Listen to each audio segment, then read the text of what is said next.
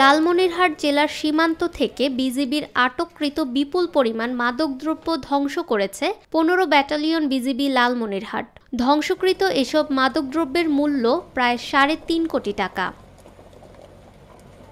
বুধবার বিকালে Lalmonirhat ১৫ BGB battalion প্রশিক্ষণ মাঠে সীমান্ত থেকে মালিকবিহীন আটককৃত প্রায় ৩ কোটি মূল্যের এসব মাদকদ্রব্য ধ্বংস করা হয়।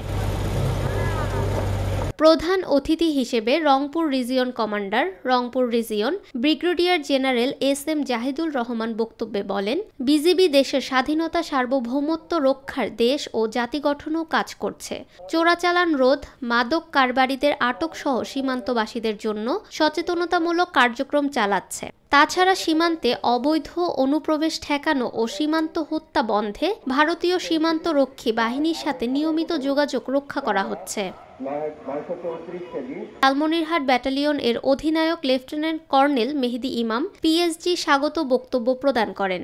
এছাড়া সমাজে মাদকদ্রব্যের বিরূপ প্রভাব সম্পর্কে প্রচারণা এবং অভিযান পরিচালনায় স্থানীয় বেসামরিক প্রশাসন, পুলিশ প্রশাসন, মাদকদ্রব্য নিয়ন্ত্রণ অধিদপ্তর, জনপ্রতিনিধি এবং বিভিন্ন প্রিন্ট ও ইলেকট্রনিক মিডিয়ার সাংবাদিকবৃন্দ সক্রিয়ভাবে সহযোগিতা করার জন্য ধন্যবাদ জানান এবং ভবিষ্যতে তা অব্যাহত রাখার জন্য অনুরোধ জানান।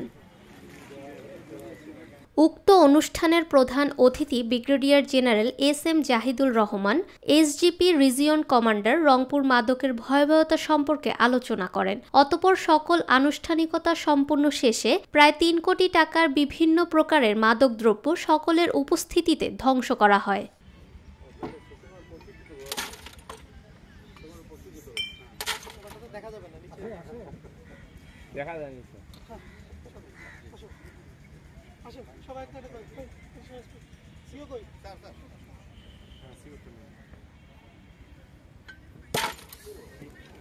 এটা বিয়ার ছিল, বিয়ার ভাঙলে আওয়াজ হবে। বিয়ার